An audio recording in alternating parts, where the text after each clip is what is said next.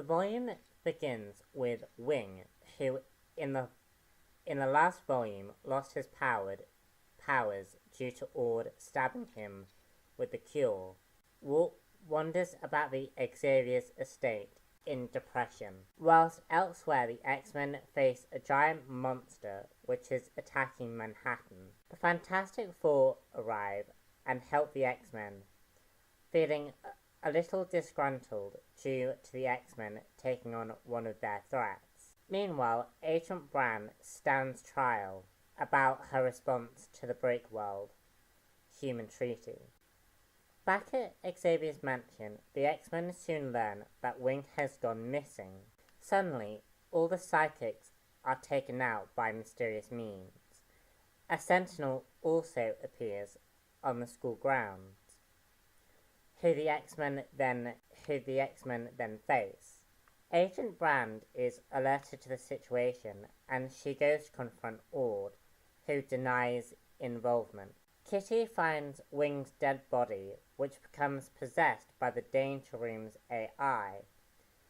Kitty, along with most of the pupils, are trapped within the Danger Room as the X-Men attempt to stop the AI.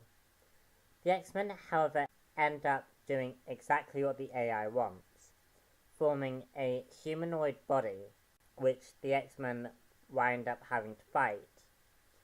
The AI, however, knows all of the X-Men plans and strategies, and manages to defeat them. The AI then goes after its father, revealed to be Charles Xavier, who appears to have a lot more sins than anyone realizes. What I liked about this book was some of the ideas that Whedon presented. First off, we still have the cure affecting some of the mutants, particularly the character called Wing, who in the last volume lost his power when Ord attacked the Xavier School. And he is all depressed because he's lost his power, and Whedon does a very interesting job at playing that into the story in a very, very good way. He's sort of edged on by an entity from within the Danger Room. I say entity is not really it is an entity, but I don't want to give away the point of the story. The idea of this book is that the Danger Room's AI has evolved, let's say. I liked the parallels between the AI system and mutants, and how the persecution works. Basically, Homo sapiens persecute Homo superior. Homo superior persecutes or abuses the AI system in the Danger Room. And what I found interesting about that whole concept, it's sort of understandable why, without even realizing that they do so, all of the mutants have in some way, all of the mutants at Xavier's school, since, from this story to going very back into when X-Men first came out, and we're talking about a decade worth of stories here. Imagine how much abuse that AI system has suffered, and all of the upgrades as well, because it says here that the Shire technology has sort of been adapted as time has gone on, and the more mutants have interacted with space and that kind of stuff. And I found it very interesting that the idea that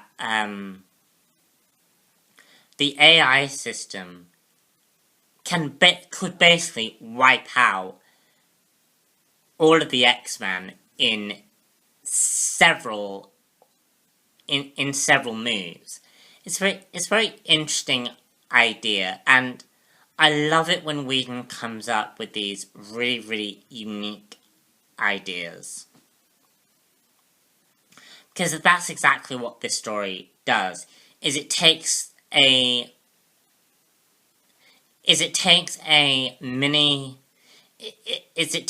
idea and explores it further. And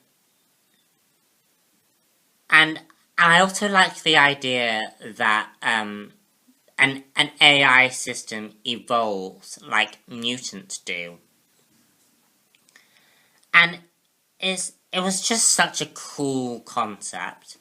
I also thought Wing and the Cure storyline that was going through, that interweaves with the AI system, was very interesting. Although, as I mentioned, I do have some slight continuity errors here, or slightly continuity questions. For example, my question is, when does House of M start? Because it was to my understanding that House of M began after Volume 1 of X-Men. This doesn't seem to be the case, and I know that the third volume, around the same time as Civil War was going on. So I'm a bit confused as to where House of M and Decimation fits in all of Whedon's run. But I definitely thought that the Cure is definitely a foreshadowing of that story. More of a complaint this time than a question was why the Fantastic Four were a bit douchey in this comic. Obviously the X-Men have interacted with Fantastic Four before. Because they sort of seemed uncharacteristically prejudiced against the X-Men. And I didn't really like that. Because I don't think the Fantastic Four would be like that. And I don't think... And I don't know, I just found it weird. I wasn't able to fully understand why they were doing that. But I flippin' love it when Charles Xavier, when some of Charles Xavier's sins are illustrated.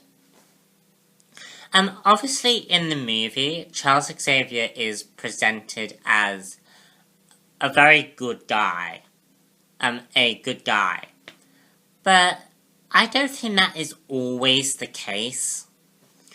I actually think Charles Xavier has almost as many sins as Magneto. Again, some of Xavier's sins is reintroduced in this story. And I really liked that idea.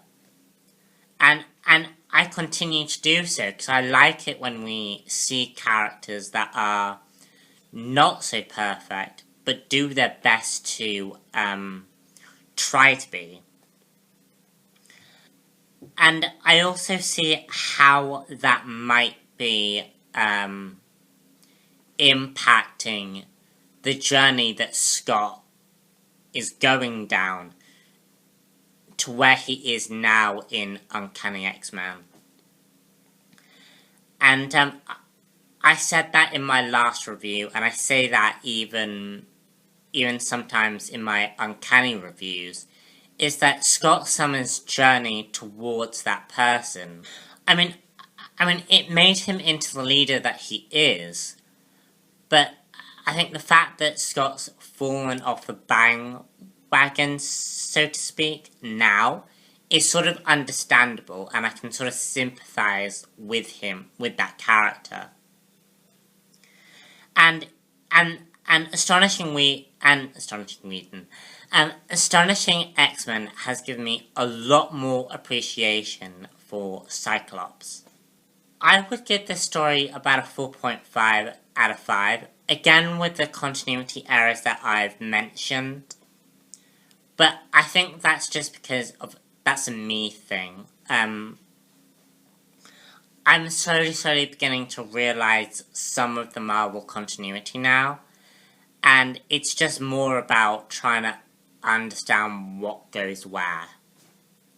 But, great story, still well worth picking up, and, yeah. I shall see you all guys later for another comic book review. And, yeah, bye.